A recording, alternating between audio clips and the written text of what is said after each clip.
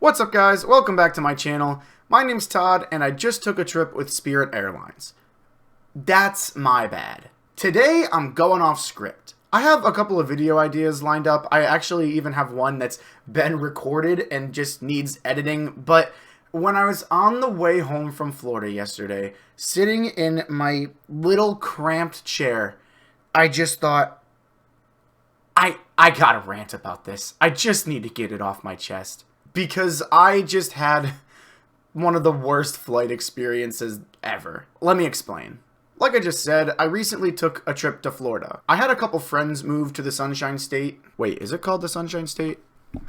What is the Sunshine State? Yeah, okay, we're good. My friends recently moved to the Sunshine State, and they invited me to visit them, so me and a couple buddies from back home thought it would be really fun to make a trip out of it. And we actually managed to find round-trip tickets for like 60 bucks. And honestly, that's insane. Like, I will never complain about the price of the flight that I just had because it was dirt cheap and I'll never get an offer like that again. But I shouldn't have expected anything above the bare minimum flying Spirit at 6 in the morning. The only problem was that the flights took off at 6, boarded at 5:15, and check-in was at 4. So, in hindsight, maybe I could have paid the extra $20 and gotten on normal time, but at the time, listen, it seemed like a really good idea. So, I wake up, I live in Ohio, it's like 0 degrees outside. I have really dry skin, and so I'm in constant pain every time I step out the door. So, I'm rolling up to the airport, it's 3:30 in the morning, my knuckles are bleeding, but dude, I'm going to Florida. Nothing can stop me. Nothing can break my mood. So, I took this flight with 2 friends, and the way that our seats were allocated was like this. I had one friend that was sitting in the middle, I had one friend that was sitting in an aisle, and then I myself was in the aisle. Golden, dude. Let me tell you, I know so many people like the window seat of a plane. But I'm telling you right now, if you have the option, you gotta take the aisle. You get so much more room. So I'm bragging to my friend in the middle that I have this dope aisle seat. And honestly, it's my own fault that karma came and got me because, I shouldn't have bragged. I should have traded with him when I had the chance. I had some 4:30 a.m. Chick-fil-A, which let me tell you, hits totally different than any other time of the day. And so I take my seat in the aisle. There's nobody to my left yet. But I see someone rolling down the aisle behind me with a shirt that says in bright letters, "I came from nothing." And I'm thinking, that guy's sitting next to me, isn't it? Now, don't get me wrong. Fire shirt, honestly, I think it's really funny. But it really was a sign of things to come. So this guy and his girlfriend are the 2 people sitting next to me. And I can tell right away they're really comfortable with each other. You know, they're hugging all over each other. She's laying her head on his shoulder. Fine, whatever, more room for me. So the plane starts to take off and I close my eyes for a couple of sweet, sweet minutes of pure bliss sleep. And I can't fall asleep because they're kissing next to me. Like, kind of loud. This is a 2.5-hour flight. You can go that long without kissing someone, right? And it's not like pecks on the cheek. Like, I can hear the stereotypical kissy noise that I'm not going to put in the video because I would never do that to you. And like, I get it. You're happy. You're in a relationship. You're going on a trip with your significant other. It's fun. But I'm literally 5 inches away from you. Also, you have to wear a mask right now on an airplane. So the fact that I could hear them kissing means, hold on, they weren't wearing masks. Like, Spirit Airlines put this rule, this very specific rule in place that would prevent you from kissing. So why am I hearing it so much? If it was one time, sure, whatever. But like, you're pulling down your mask every 10 minutes to kiss. Just please go to bed. The sun isn't even up yet. And if that wasn't enough, they seem to have this weird game they like to play where they would point their fingers at the other and go, "Pokies!" Like, dude, I've gotten 2 hours of sleep in the past 28. I don't want to play pokies. I want to play Toddy Goes Sleepies. That was really it. That was the end of that experience and the flight there, which was dope because I was like, okay, it can only go up from here. And since the flight home is always going to be much harder than the flight there, I should be fine on the way home, and honestly, the bar is on the floor. Well, let me tell you something regarding that bar. All the return flight had to do was step over this bar that's on the floor, but instead, it tried to limbo under it, and it failed miserably, because what on earth was my return flight? Maybe I'm just making too big of a deal out of this. It's early in the morning and I'm cranky. Like, whatever. I can acknowledge that. But some of the stuff that happened on this return flight home and in the airport is just like, dude, why?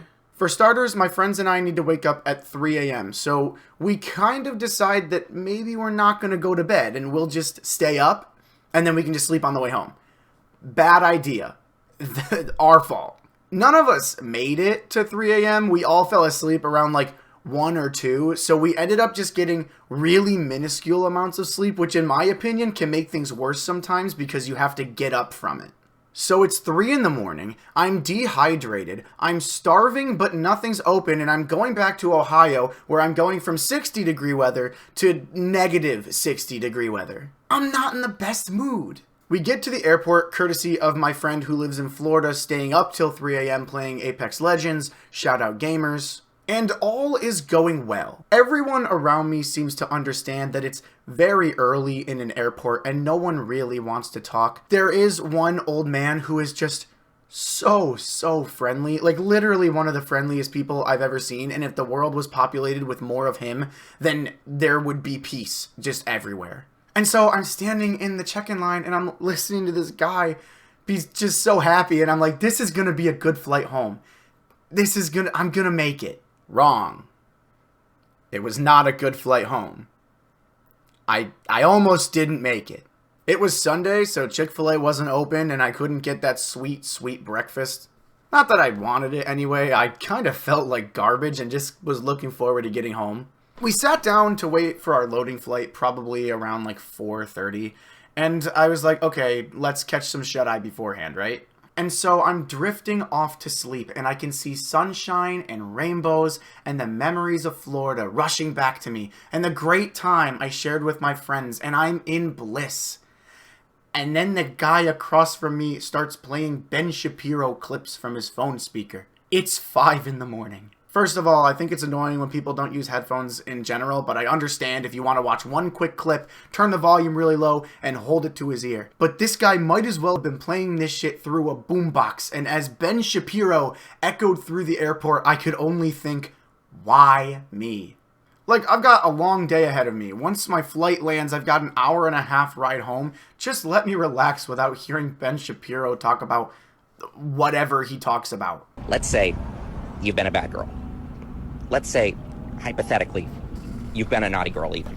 But I persevere. I push through. So I board the plane, and I'm one of the last people on it. The people sitting by me are clearly a group of friends, and they keep going bing bong, which, yeah, it's early, but whatever. You know, you can have fun. You're not being obnoxious. That didn't bother me. What did bother me, however, was this. Quick little seating chart again. I am this time in a window seat, and my friend is in the row directly in front of me in the aisle. And we each have a middle seat between us open, and then someone on our right and left. Well, everything's good. Everything's really quiet, and I'm feeling good. I'm like, oh my gosh, we've made it. Maybe this flight isn't going to be that bad. And then the dude next to me takes off his shoes.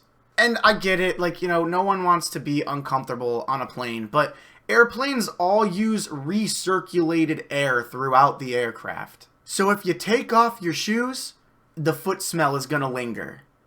Like, for a while.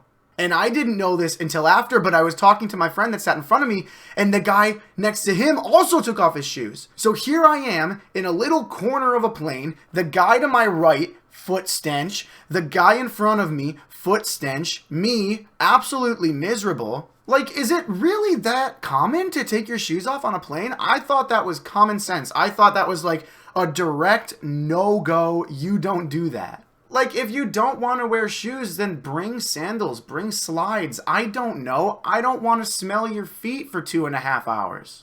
Anyway, that's about it. I know it sounds miserable, but honestly, I had a really good time in Florida itself. Like, really fun place. And listen, obviously, it's not Spirit Airlines' fault that I had some of the weirdest people next to me, but Also, I feel like I should expect nothing but just getting to my destination if I'm flying Spirit in the first place. That's gonna do it, I guess. I don't go off script like this very often, but I had a lot of fun, so if you like this kind of content, let me know, and I can kind of just do more story times like this in the future. It feels kind of weird to not have anything to react to except my own experiences, but honestly, it's kind of fun. With that being said, if you're new here and you want to see more of my content, click the subscribe button, click the like button, give it a comment, and be sure to join our Discord in the bottom. Follow me on Twitter, follow me on Twitch, and I will see you guys in the next one, where hopefully I did not have some weird trick that I'm trying desperately to forget about. Peace out.